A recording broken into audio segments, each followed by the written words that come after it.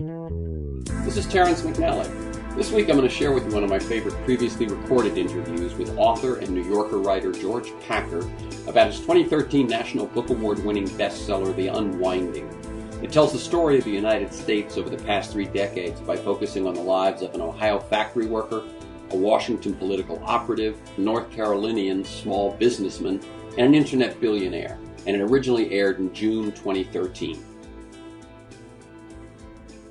Late evolutionary biologist Stephen Jay Gould described humans as the primate who tells stories. Civilizations have existed for millennia without the wheel, but as far as we know, no society exists without stories. Now, I believe it is useful to talk about the 1% and the 99%. Useful to quote how much of the nation's income and wealth have shifted from the bottom and middle to the top since the 70s, or even worse, since the crash of 2008. Useful to know how many hundred lobbyists exist for every one senator or congressperson. Useful to cite how many millions of dollars spent in the 2012 campaign came from undisclosed donors. How much a CEO makes relative to the average worker, how little corporations pay in taxes, how no one knows what a colonoscopy actually costs. All well and good, but even more, I want to know the stories. And George Packer has written a remarkable book, The Unwinding, an inner history of the new America.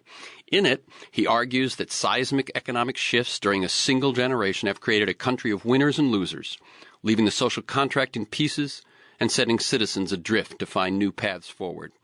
Packer sees America as a superpower in danger of coming apart at the seams. Its elites no longer elite. Its institutions no longer relevant. We've covered a lot of this ground before on Freeform, but the power of the unwinding is in how Packer tells his truth. He begins, and I'm going to quote from the prologue, "No one can say when the unwinding began, when the coil that held Americans together in its secure and sometimes stifling grip first gave way. Like any great change, the unwinding began at countless times, in countless ways, and at some moment the country, always the same country, crossed a line of history and became irretrievably different. If you were born around 1960 or afterward, you've spent your adult life in the vertigo of that unwinding." Now, he follows the prologue with a series of newsreel headlines in the fateful year of 1978, and then goes on to combine the intimate stories of several Americans. Dean Price, the son of tobacco farmers in the rural South, who becomes an evangelist for a new economy in the rural South. Tammy Thomas, a factory worker in Youngstown trying to survive the collapse of her city. Jeff Connaughton, a Washington insider bouncing between political idealism and the lure of organized money. And Peter Thiel, a Silicon Valley billionaire with a radical vision of the future. And he combines these with biographical sketches of this era's leading public figures, from Newt Gingrich to Oprah to Jay-Z. And collages made from newspaper headlines, advertising slogans, song lyrics. He captures the flow of events and undercurrents that have set America in decline. Here on Freeform, we explore the lives, the work, and the ideas of individuals that I suspect have pieces of the puzzle of a world that just might work. We look at new, innovative, and provocative approaches to business, environment, health, science, politics, and media. It's all based on the fact that I believe we can do better, and I want to find out how. George Packer, a staff writer for The New Yorker, was awarded 2 Overseas Press Club awards in 2003, one for his examination of the difficulties faced during the occupation and reconstruction of Iraq, and the other for his coverage of the Civil War in Sierra Leone. His book, The Assassin's Gate, America in Iraq, was named one of the 10 best books of 2005 by the New York Times. Packer, who served in the Peace Corps in Togo, West Africa, is also the author of The Village of Waiting, Blood of the Liberals, Interesting Times, Writings from a Turbulent Decade, a couple of novels, a play, and most recently, the one we're going to talk about, The Unwinding, an Inner History of the New America. Welcome, George Packer, to Freeform. It is great to be with you, Terrence. Thank you. I like listeners to get a feel for the people behind the ideas and the work that we talk about. So I just did a quick bio. But could you tell us in your own words, and remember, we've got an hour today, so tell us a bit about your path, the way it looks to you, to the work you do today. Feeling free to mention mentors, turning points, moments of decision, that sort of thing. I had a long, circuitous, and often thwarted road to journalism, to The New Yorker, and to The Unwinding. I was a Peace Corps volunteer, as you mentioned. I came back from Africa sort of disillusioned with myself and with the sort of foreordained paths I'd been on, a bit of reverse culture shock, a bit of depression, and I ended up being a carpenter for 4 years in Boston, made my living doing renovations while writing a book about the years I was in West Africa with the Peace Corps called The Village of Waiting.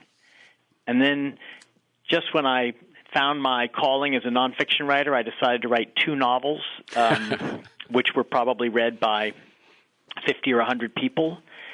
So that was 10 years of learning to write but not being recognized as a writer.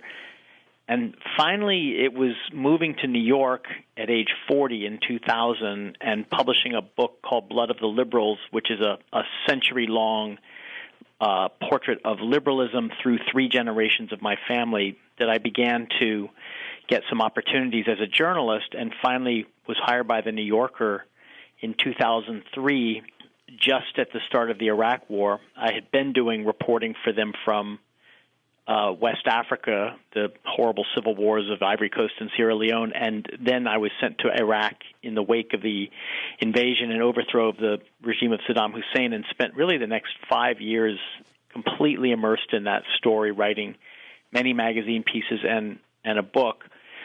And it was really Iraq that made me begin to think about the unwinding. It was such a picture of American inability and incompetence, and not just among leaders, but among whole institutions, from Congress and the military to the media, the intelligence agencies, that I began to think this is a bigger story about the country. And when I came back from Iraq, it was just in time for the election of Obama and the financial crisis. All sorts of institutions were collapsing. Wall Street banks, General Motors.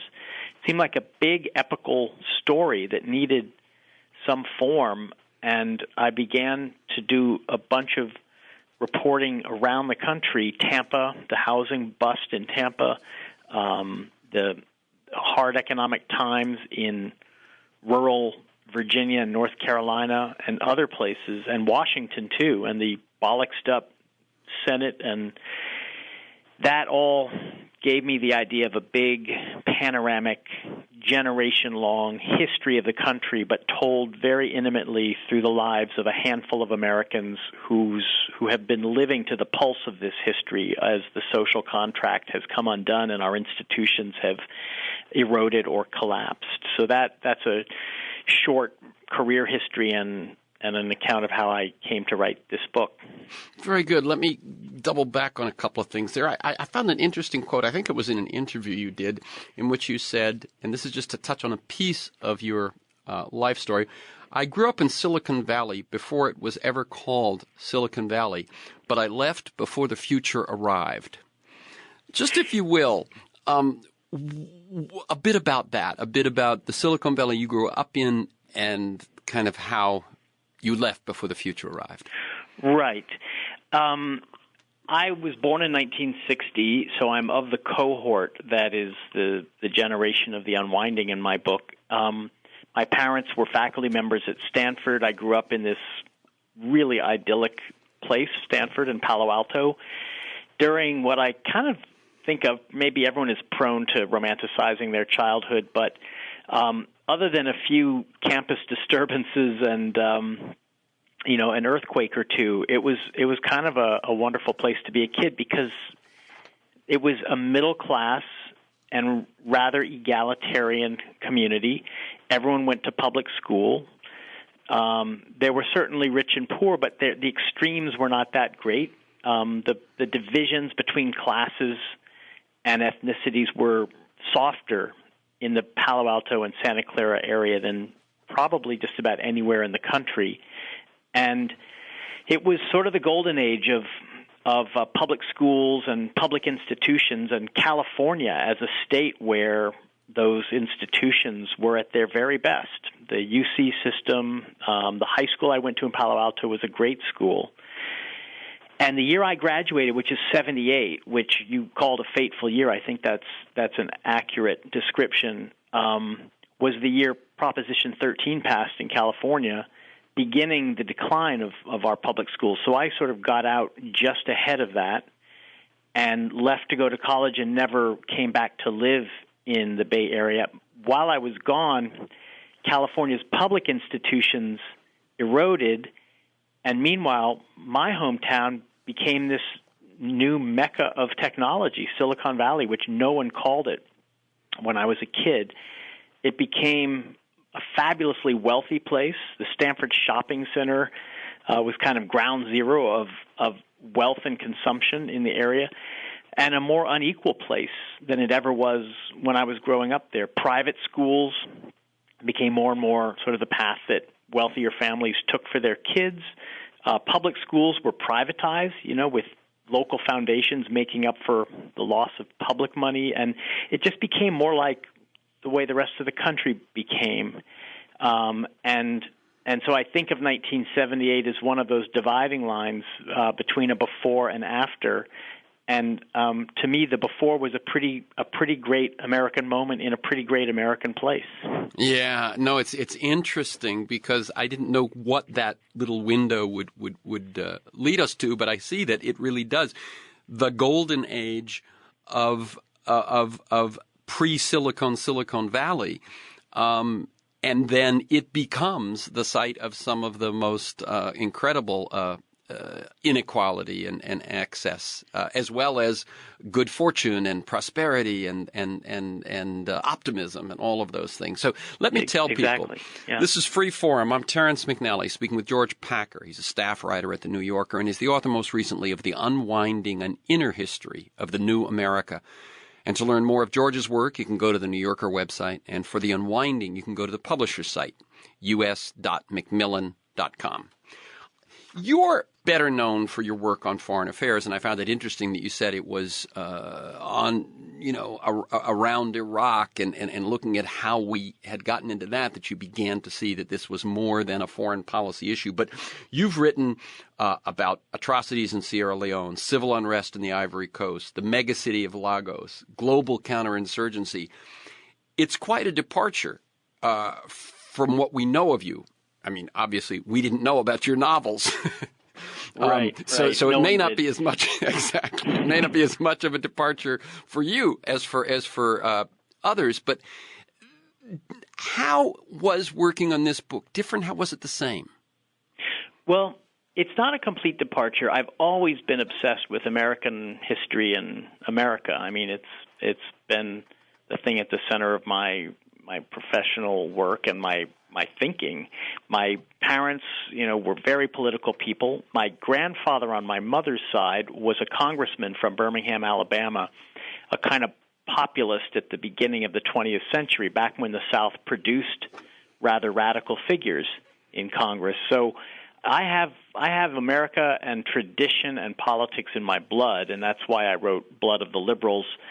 And this is a bit of a return to that, but it's very different in this way. Blood of the Liberals was a memoir, a three-generational memoir, and all of my nonfiction work has used the word I in one way or another to guide the reader through whether it's the implosion of Iraq after the American invasion or my experience as a Peace Corps volunteer or the history of liberalism in the 20th century. In this book, in The Unwinding, there is no I. It is all third person, and it's all through the eyes and experiences and language, the sentence structure, the jokes, the metaphors of my characters. I got out of the way. I thought to create a novelistic portrait of the country, as soon as I appears, it sort of gets distracting. And, well, who are you?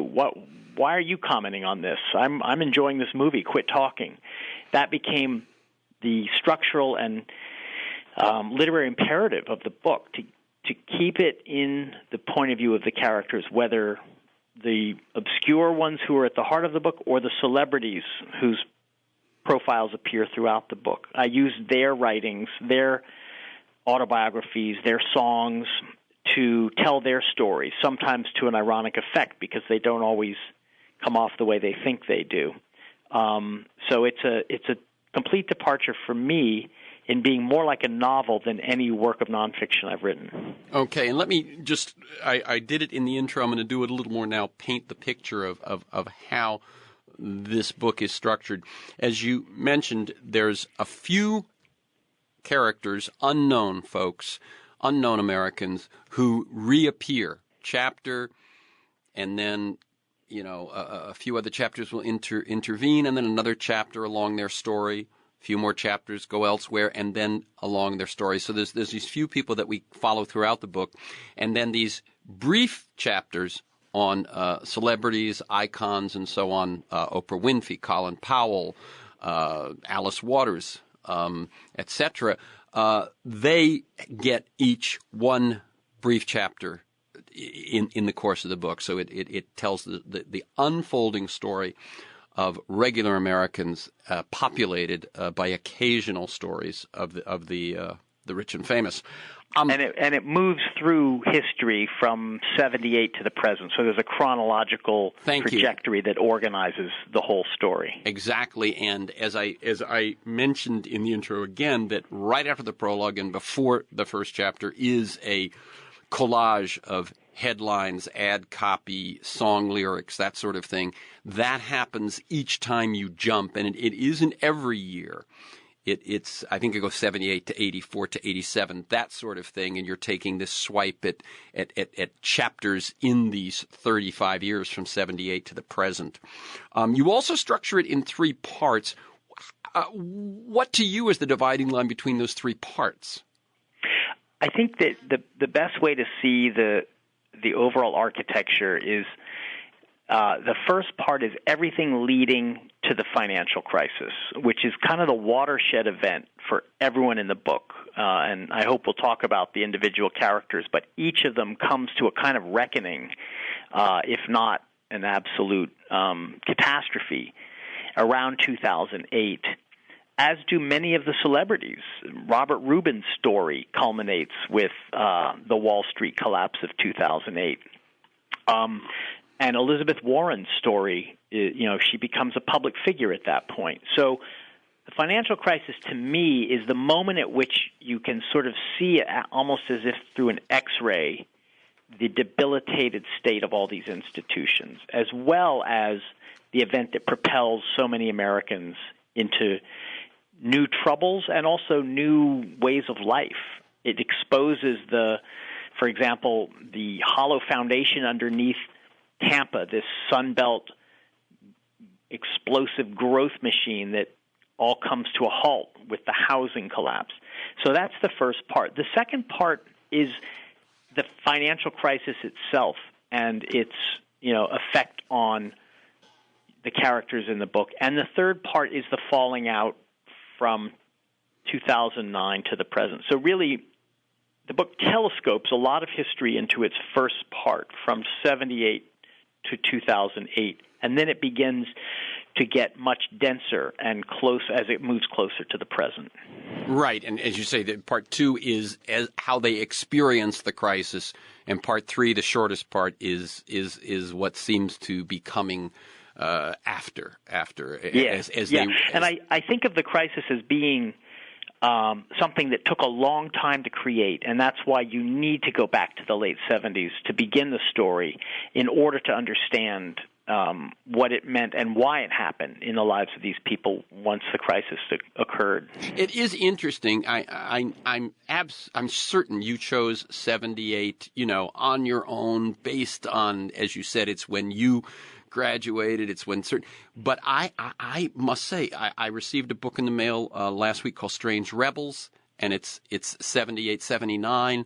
I read in one of the other books I was prepping for the show within the last 2 or 3 weeks, it says people may not realize it, but the turning point was 78. It's interesting, a year that I think at the time went sort of unnoticed. It's one of the last years. 70s. Yeah, sorry. Yeah. Reagan comes in 80, and that we refer to, but 78 sort of. Let's say what you were going to say. Yeah, well, the 70s was this formless decade when nothing definite seemed to be happening, and it's hard to get your hands on it. But actually, a book called Winner Take All Politics by Jacob Hacker and Paul Pearson sort of put 78 on my radar. They talk about several bills in Congress that died or were filibustered to death or were defeated a consumer protection bureau, very like the one that Elizabeth Warren dreamed up, went down to defeat. A reform of the capital gains tax went down to defeat, and labor law went down to defeat. And it was kind of a sign that even with a Democrat in the White House and Democrats controlling both houses of Congress, something new was going on in Washington and the country, and that new thing was business organizing itself with powerful lobbying arms like the Business Roundtable, and spending a lot of money for the first time to defeat legislation business didn't like. And this was really a relatively new thing, and it led to, for example, Douglas Fraser of the UAW withdrawing from Jimmy Carter's Business Labor Council, saying, and this is a line that's quoted in the collage of the year 78 in my book, he says, the leaders of industry, commerce, and finance in the United States have broken and discarded the fragile, unwritten compact previously existing during a past period of growth and progress. That's from Fraser's letter to Jimmy Carter explaining his withdrawal from the council, and that's a turning point. Yeah. No, and let me just say, people who listen to the show on a regular basis know my enormously high regard for winner-take-all politics by Hacker and Pearson. Yeah, I thought it was terrific. And the other thing in 78 is the rise of computer technology. It's when the Apple II is the first really popular personal computer. It's the beginning of Silicon Valley. And the beginning of deindustrialization. The steel mills of Youngstown start closing very rapidly right around 1978. So both of those things, the end of the industrial age, the beginning of the information age, happened right around that time. That's the voice of George Packer, staff writer at The New Yorker, author of the book we're talking about right now, The Unwinding, An Inner History of the New America. And if this book is new to you today, look for it. This is one of those books that's going to be read and referred to for quite a while. We're definitely going to get into each of the individual stories. Obviously, at the top I said I want the stories, but I'm going to ask you a little bit more about this process because it is an interesting process. You obviously use some of your past experience with novels, plays, and so on, to get at character interaction and dialogue and so on. How did you find your characters? And if one thing I've read in other things I've read about when you've talked about writing this book is that it did not always have the form it has today, that these lead characters were not in. You write about having a sense of panic when you finished your research and you're still not sure how it fits together. Talk a bit about that. Yeah, this came together in a very unusual and terrifying way, which is to say I had done all this reporting 2 or 3 years worth without knowing what the story was and what the structure was. I'd never done that before. Basically, I set about with this big ambition to write a book showing how America had changed over the course of this past generation. At times I thought it would be a kind of straightforward history where I'd have to devote a chapter to the Clinton impeachment, even though I didn't want to have to do that, but how else could I write it? At other times I thought maybe this is a picture of each institution using sort of a leader who failed, like Colin Powell, or Robert Rubin, who ended up in this book, but they would have been much more important figures in a more institution and elite focused book.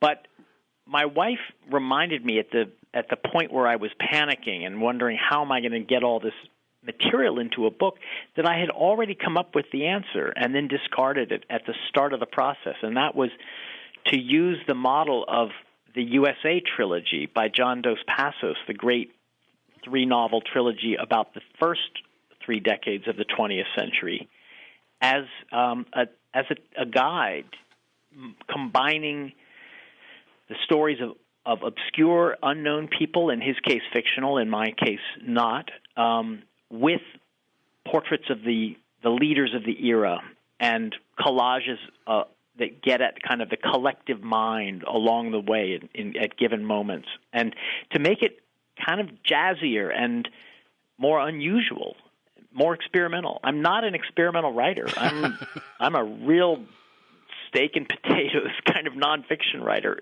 I'm not a formal, experimenter. I'm not a grand stylist. My style is the plain style. It always has been. But I felt the need to liberate myself a bit, to try something new. And because of the nature of the material, I had all these characters and all this history without a form. I needed an experimental form just in order to get it into one story. But the key to making it work was to have a through line, which was this generational long saga, and to count on the reader to connect the dots, to figure out why Sam Walton, the founder of Walmart, is next to Dean Price, who one of the unknown characters who reminds me a little of Sam Walton. And the other thing, why Tammy Thomas, another unknown, is next to Oprah Winfrey. Right. But another thing you do, by the way, when you said you don't, you depend on readers to make the connections. I have certainly seen books where people will start what appear to be disparate stories and then bring them together. And you'll see that so-and-so, Forrest Gump-like shows up in the story of that. That doesn't happen here. These individual stories are individual stories. It's, as you say, it's the reader's job to see how there's a web there. Well, I was stuck with the facts. I couldn't make Dean Price and Tammy Thomas suddenly meet each other on the street in Youngstown. They only met after the book was done, when they both came and stayed at my house. So I had to. These are separate stories, but there are a lot of resonances between them, and it's for the reader to find the resonances. What I didn't want to do was write one more book about the erosion of the middle class, or income inequality, or the rise of the new right. All of those are incredibly important themes, and good books have already been written about them. I had no heart to write a policy book. I wanted to write a big narrative. I thought that's what I can do that hasn't been done about this subject, and that might give readers a fresh way of thinking about it. So as I asked you, George Packer, we're talking about The Unwinding, how did you choose the few key Americans who become your stories? How did these characters show up? Well, it began by happenstance. Dean Price was the first one I met, and it was through reporting another New Yorker story about a congressional district in Southern Virginia during Obama's first year. And Dean was a local guy from rural North Carolina who happened to own a truck stop just over the state line in Martinsville, Virginia. And it was an interesting truck stop because it was the country's only fully biodiesel truck stop. He and his partner had a closed loop of going from the farm to the pump using canola seeds to make canola oil to make biodiesel. That was interesting to me. Even more interesting was Dean himself, who, from the moment I heard him on the phone, was this wonderful speaker, explainer, salesman, visionary, quirky and kind of self-made, his own guy, and I wanted to get to know him better. I was drawn to something indigenous and American about his voice and about his experience. So I started going down to North Carolina, where he lives, in a little tiny town on US 220, and maybe over 6 or 8 visits, living in his house, meeting his family, driving around with him in his beat-up car, and just hearing him talk and tell me his dreams and tell me his quest to revive the countryside from Walmart and multinational oil by using what's at hand, canola, waste restaurant oil, to create a new fuel type. This was just irresistible to me, and his story was the first one that I gathered and sort of gave a shape to. Let me just cut in for a second, because I've read where you say you were speaking to him on the phone, and just a few minutes into the conversation, you said, "I'm coming down. I don't want to lose this without doing it in person." So I can imagine that moment as a writer when you go, "This is coming to life." He was saying to me how he came to biodiesel. He said with Hurricane Katrina, the flow of imported diesel was cut off, and it nearly drove him out of business, and he had a, quote, come to Jesus moment where he realized we're so dependent on foreign oil and on our own multinational oil companies that the little guy cannot compete. And that set him thinking about biodiesel. And he was about 30 seconds into that with this tremendously exciting, sense of epiphany and a southern accent, a country accent. And I just said, stop. I was afraid that if he told the whole thing to me on the phone, the next time it wouldn't be as fresh. Yeah. I was wrong about that. I've actually heard him tell this story many times now, and it always sounds exciting and fresh. But I didn't want to ruin it, so I said, let me come down and meet you. And he was very gracious and wanted to be written about. I think he thought it might be good for his own project. Plus, we hit it off. I mean, the precondition for any of this is for people to be willing to let me hang out with them and ask a lot of very impertinent and intrusive questions over days, weeks, and months. That's a high barrier to clear. And Dean was the first one who I cleared it with, and his story kind of became the backbone of the book. Mm-hmm.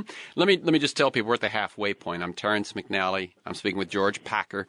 He's a staff writer at The New Yorker and the author most recently of The Unwinding, An Inner History of the New America. To learn more, you can go to, for George's work, you can go to the New Yorker website, and for The Unwinding, you can go to the publisher's website, us.macmillan.com. So let's stay with Dean Price then for a second so people can get the feel for this. So we've got the sense of who he is. So his story over these 35 years. He's a son of the Bible Belt, rural white North Carolina, the tobacco and textile part of the state, which is not the forward-looking, prosperous, progressive research triangle. It's the other part in the western part of North Carolina. His father was a fire and brimstone preacher who failed as a preacher, failed as a father, ended up committing suicide, was a kind of a harsh figure around the house, and Dean rebelled against his father and against sort of the code of that little town and wanted to become an entrepreneur, but wanted to do it in his home area. He wasn't looking to get away. He has a real attachment to the land, to the old family tobacco farm, which, like all the tobacco farms around there, is no longer productive or very productive.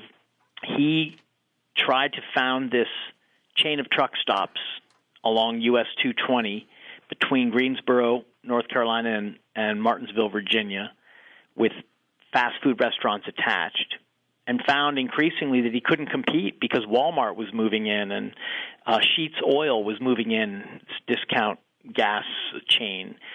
And he began to turn away from kind of the republicanism of his upbringing and to become more radicalized. I see Dean as kind of like a populist figure from the 1890s, suspicious of all forms of concentrated power. And as I mentioned earlier, Hurricane Katrina suddenly brought him to this reckoning that his old way of doing business and the old way of life in his region was not viable anymore.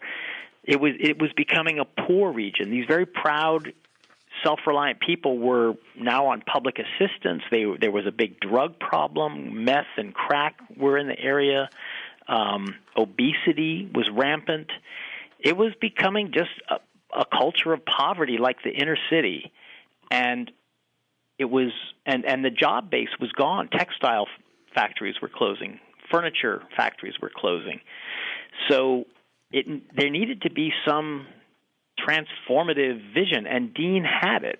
It was biodiesel. Now, I don't know if biodiesel is the answer for the Piedmont, the Carolina Piedmont.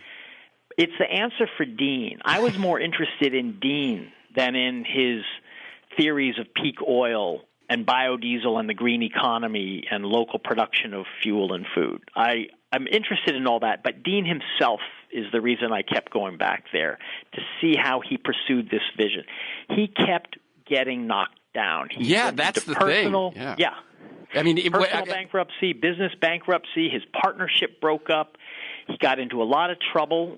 He even had some legal problems and came close to giving it all up and even to ending his life at one point. And he never did, which is, I think, part of why I was so drawn to him. There was this resilience, this optimistic faith in America that I think is part of maybe of the countryside and of that very old traditional region, a real belief that if he wanted it enough and was bold enough and worked hard enough, it would all come to him. Yeah, and he's buttressed in that belief, as you point out, by coming upon certain writers, and Think and Grow Rich by Napoleon Hill is a very important book to him.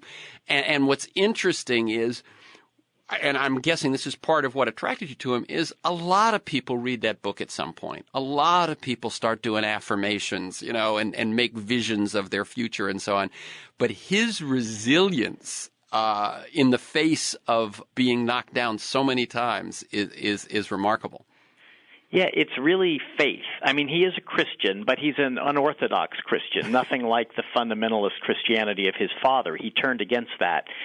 He's an optimistic, believer in that Native American creed of the power of your own mind. It sort of goes back to Emerson and forward through this guy Napoleon Hill, who Andrew Carnegie assigned to write an account of how one became successful. Is really the first How to Succeed in Business book in American history. It came out in the 1920s.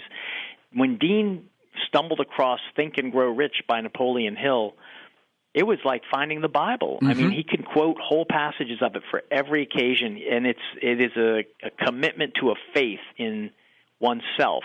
If you can see it, it's a fragile thing because the self is a fragile thing. Exactly. But Dean has clung to it through thick and thin in a way that that bears witness. Yeah, and what I agree. I like your tying it back, going to from whom Napoleon Hill proceeds, which, as you say, is as American as the Transcendentalists, as American as Emerson and Thoreau and Fuller and all of that strain of America that still lives. I'm speaking with George Packer. We're talking about right now about some of the lead characters in his new book, which traces America's unwinding, the book called The Unwinding, America's Unwinding from the late 70s to the present. Let's talk about Tammy Thomas. Yeah, I just want to say one more thing about that American faith. Oprah Winfrey is a great contemporary evangelist for the faith in mind. She just gave the commencement speech at Harvard, and that was her whole point was, if you want it enough, if you believe in yourself, you will get it. So it's all over my book because Oprah is one of the celebrities profiled in the book. So many of the characters seem to turn in some way to this, I think, kind of magical thinking. Yeah, if I can imagine it, if I can envision it, if I can think positively enough about it for long enough, it will happen. I think it's a creed that comes to the fore during difficult times, during times of economic trouble. So Tammy Thomas is a little younger than Dean Price. She was born in the mid-'60s, and she, too, was born into a community that worked. It was Youngstown, which was a steel city. It was only steel, and as long as steel was there, Youngstown had a job base that provided, a good blue-collar life for most people. But Tammy was born into a very troubled family. Her mother had a heroin addiction from the beginning of Tammy's life. And when Tammy was, by the time she was 3 or 4, she was taking care of her mother. She described to me how her mother would smoke in bed, and Tammy would try to keep herself awake so that after her mother fell asleep, she could put out her mother's cigarette as a very young girl. Mm. And that's the kind of poignant detail that you only hear after you've spent a lot of time just hanging out with someone, as I did with Tammy. She seemed headed for the fate of so many young black women in the inner city. She had her first child when she was 16, and 2 more soon after that. There was no father who was going to be with her to take care of any of them.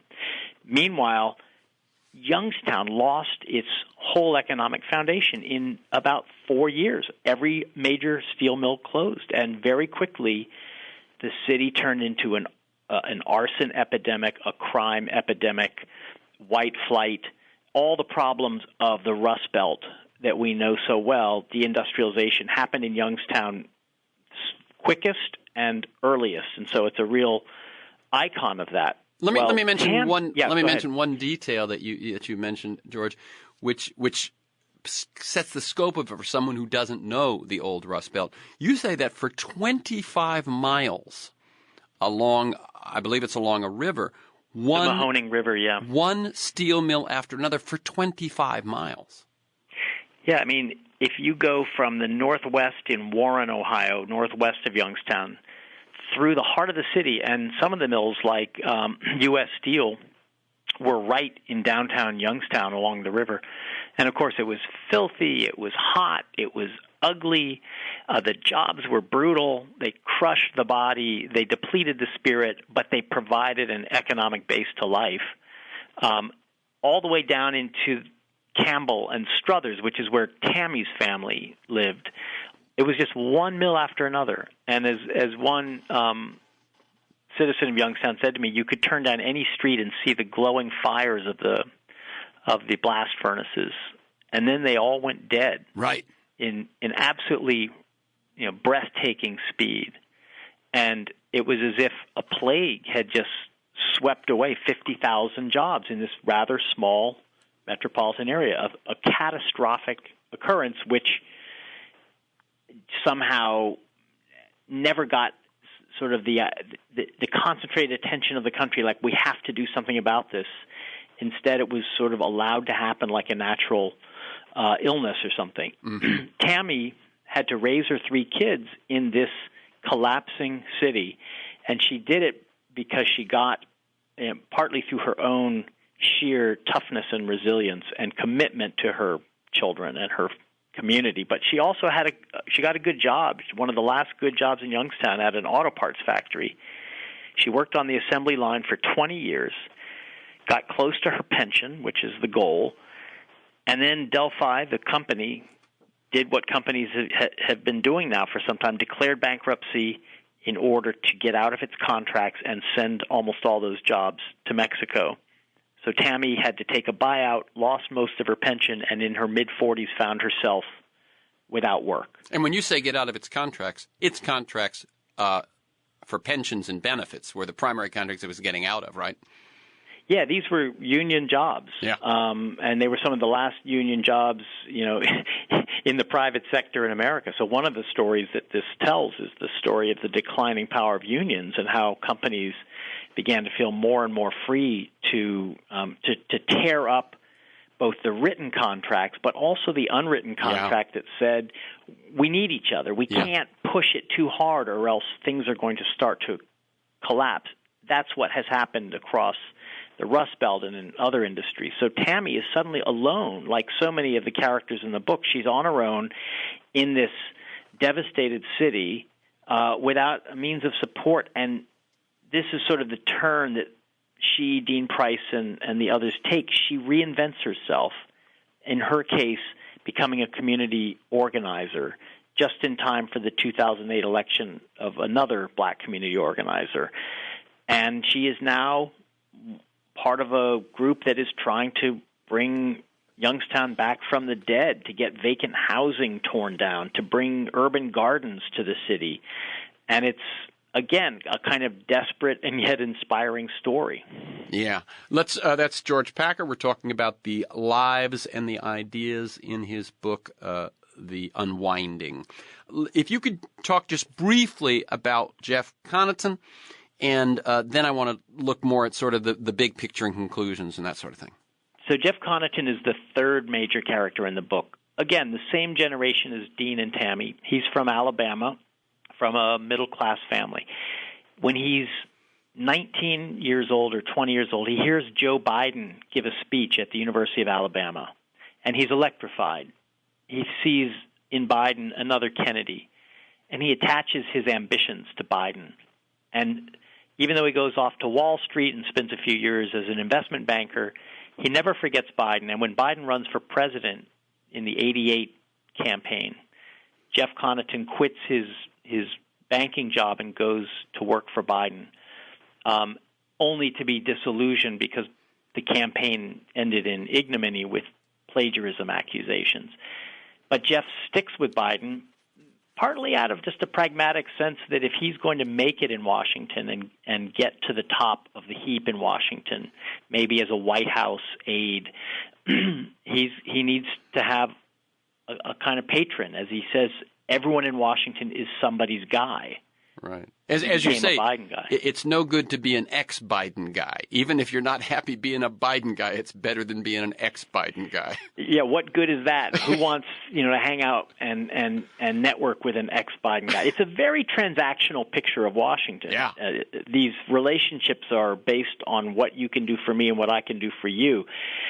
In Jeff Connaughton's case, it's kind of one way because Biden just doesn't seem to take note of him or to feel much gratitude for all of Connaughton's efforts to raise money and do other things for Biden. And eventually, Connaughton gets disillusioned enough that after a stint in the Clinton White House, he does what so many Washington insiders do. He becomes a lobbyist. And his story is partly the story of how money has taken over Washington in this generation of the unwinding and come to matter more even than the deep divisions between the two parties.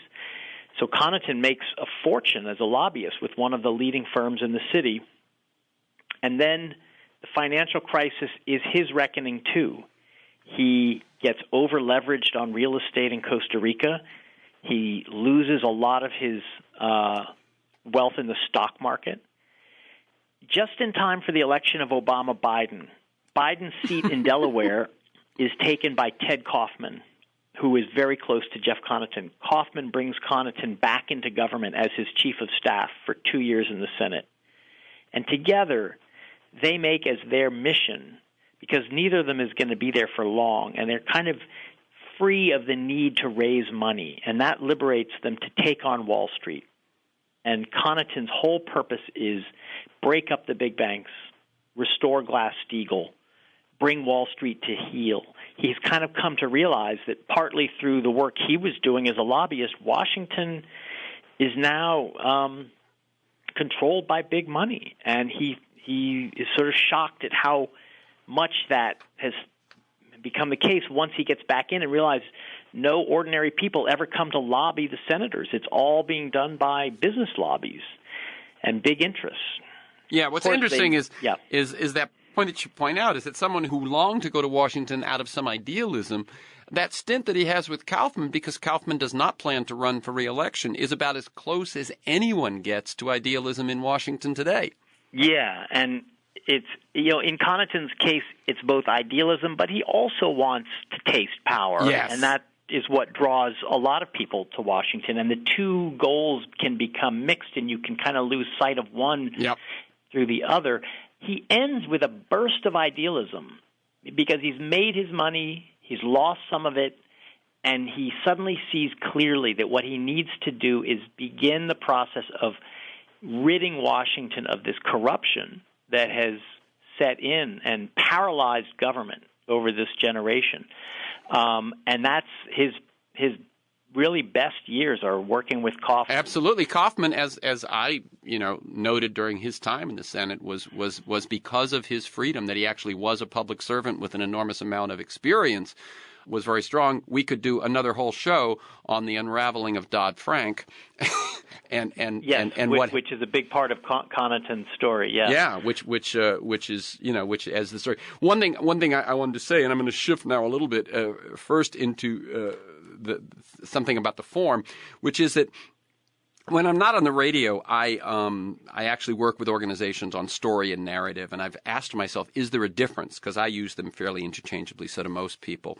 And what I've said doesn't hold true all the time, is that a story usually has a protagonist, a beginning, middle, and end. A narrative doesn't have a beginning, middle, and end. A narrative has a past, present, and future, and is unfolding. And what I see here is you've got these individual stories that also don't have ends. They only end because the clock sort of ticks out and you've got to finish the book. But they're all strands in a much bigger narrative. That is, the individual stories populate the narrative makes sense of the individual stories. Your thoughts on that? Yeah, that's a great description of what's going on in the book. Each of these stories has to be interesting or riveting in itself. And a big decision for me as a writer was how to break them up and sequence them so that I gave the reader enough of Dean Price that we could then leave Dean Price for a few chapters. And be satisfied, and meet Tammy Thomas and Jeff Connaughton and Newt Gingrich and Oprah Winfrey, and then come back to Dean Price without the reader losing track of him. So that was, and each individual chapter had to have its own drama and tension so that you wanted to know what's going to come next, so that you're willing to wait to return to Dean. And their lives cooperated with that. Yes. There's all these twists and turns and unexpected revelations and setbacks, and life is interesting. It keeps changing and surprising you, and these characters' lives are tremendously surprising. But it's all part of, as you say, a much bigger narrative which doesn't have a definite end. They're all continuing to live. Life continues to change. There's a kind of ambiguity, I think, to the ending, because there's both a dark picture of America in our time and also these embers of hope in the ways in which all these characters have remade themselves and are looking carefully at their lives and their communities. Yeah, there isn't one of them who ends up committing suicide. There isn't one of them. They all are somehow in the process of reinvention as the book ends. And they're kind of left to do it by themselves. You know, Obama is a sort of peripheral figure. He's there in the peripheral vision of all the characters, but he begins as a figure of hope, and I think gradually disappoints maybe Dean and Jeff more than Tammy, but all of them, having looked to either a company or Washington or a congressman or a philosopher, all of those have sort of sequentially failed them. They are left with themselves, with their own abilities, which is both, you know, a very American thing and a very good thing, but also a very fragile thing, because we're not alone. We need society. We need institutions to support us, and they don't have them. Yeah. And that's sort of the desperation, the hopeful desperation in which all of them find themselves at the end of the book. And let me read you a couple of quotes. You write that there have been previous unwindings in U.S. history, George Packer. You say each decline brought renewal, each implosion re-released energy. Out of each unwinding came a new cohesion. What will the mechanisms of self-correction be? I thought 2008 was it, the total collapse of our financial system, the election of our first black president. Those two things happening simultaneously were going to be a big historical turn along the lines of Roosevelt and Reagan getting elected. But I think you'd be hard-pressed to make that case today for a lot of reasons. Is there a renewal coming out of this last unwinding? I can't say that I see it. I'm not prescient. I don't pretend to know the future. I don't particularly care for books that tell you what the future is going to be like, because I trust more the evidence of my eyes and ears. But I suppose what I can say is there are more and more Americans who are coming to some reckoning with the place where we're at now, which is to say we're stuck politically, we are in chronic stagnation economically, and we're in a kind of cultural state of permanent distractedness with technological gadgets and the lives of celebrities, and something has to give in order to do the hard work of reform, whether it comes out of ending the filibuster in Washington or trying again at regulating Wall Street, or maybe more likely in very out-of-the-way places where the media isn't paying attention, ordinary people starting with their own street and their own community, which is a painful, slow, hard way to do it. But unlike the New Deal, I don't think it's going to happen from on high any longer. I don't think those institutions are working well enough to lead the way. I think it will be much more piecemeal and much more local. And maybe part of it is simply Americans coming to an understanding of the country as being a former empire that is now has the task of managing its own decline in a way that is as fair and decent for as many people as possible, which isn't a banner you want to necessarily wave, but it may be the sober reality. Yeah, make the best of our unwinding. I'm going to read, actually, to finish this interview, George Packer, I'm going to read some of the lines that come. I can't remember whether I chose them because they're at the end of the book or at the end of the prologue. But in the unwinding, everything changes and nothing lasts except for the voices. American voices, open, sentimental, angry, matter-of-fact, inflected with borrowed ideas, God, TV, and the dimly remembered past, telling a joke above the noise of the assembly line, complaining behind window shades drawn against the world, thundering justice to a crowded park or an empty chamber, closing a deal on the phone, dreaming aloud late at night on a front porch as trucks rush by in the darkness. George Packer, thank you for this book and for the work you've done all along, but this one is really, I think, a timely contribution. The book is The Unwinding, an Inner History of the New America. To learn more about George's work, you can go to the New Yorker website. For The Unwinding, you can go to the publisher's website, us.macmillan.com. Thank you, George Packer. Keep up the good work. I completely enjoyed it. Thank you. Okay. You can listen to this week's conversation and many others anytime during the week by linking to the podcast. You can sign up to have it delivered to you weekly. You can do both of those things at iTunes or at my site. For podcast articles and transcripts, and to join me in pursuit of a world that just might work, including looking at my work with story and narrative in organizations, go to TerenceMcNally.net, TerenceMcNally.net, or aworldthatjustmightwork.com. They're the same website. If you want to receive my weekly email announcement of upcoming guests and issues, and usually 3 or 4 articles of background, you can sign up at my site or by emailing me at temcnally, TEMCNALLY @mac.com. Thanks to G, my engineer, Stan Mizrahi, and Mark Maxwell in production. And to you, my listeners, I look forward to being with you again next week. I'm David Pakman, host of The David Pakman Show on the Progressive Voices channel on TuneIn. Check out my show at davidpakman.com. That's David, Pakman.com. Here's something funny. Kentucky State Senator Brandon Smith's lawyer argued in court that he should not be charged with driving under the influence because of a provision in the state constitution. I think you're really going to like this. Brandon Smith is a Republican, just so you know. Smith was arrested towards the beginning of the year, charged with speeding and a DUI after allegedly blowing a .088 on a preliminary breath test. He was reportedly driving 65 miles an hour in a 45 mile an hour zone. His attorney, Bill Johnson, filed a motion saying the charges should be dropped altogether because Section 43 of the state constitution says that Smith should never have been arrested in the first place. And the quote from that section is, "The members of the General Assembly shall, in all cases except treason, felony, breach, or surety of the peace, be privileged from arrest during their attendance on the sessions of their respective houses, and in going to and returning from the same. And for any speech or debate in either house, they shall not be questioned in any other place." And Bill Johnson told the Associated Press that the provision was added to state law back in 1891 to keep legislators from being bothered by people who would arrest them during sessions. I have a very basic question about this, Lewis. How does drunk driving not violate the surety of the peace to everyone else who's on the road at the time?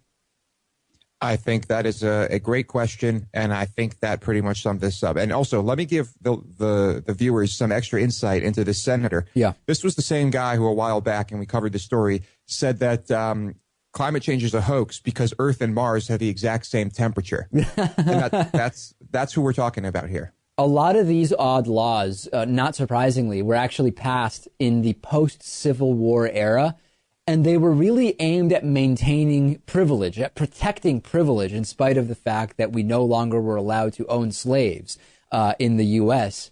And I don't know specifically whether this is one of those laws, but I've read about many of them. And the fact that they're now being cited is funny, but it's also funny to me that even the law as written shouldn't really be protecting this guy.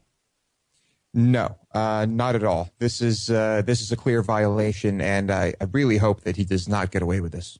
You've been listening to part of the David Pakman Show on the Progressive Voices channel on TuneIn. For full audio and video podcasts, interviews, and much more, check out our website, davidpakman.com. That's David, Pakman.com.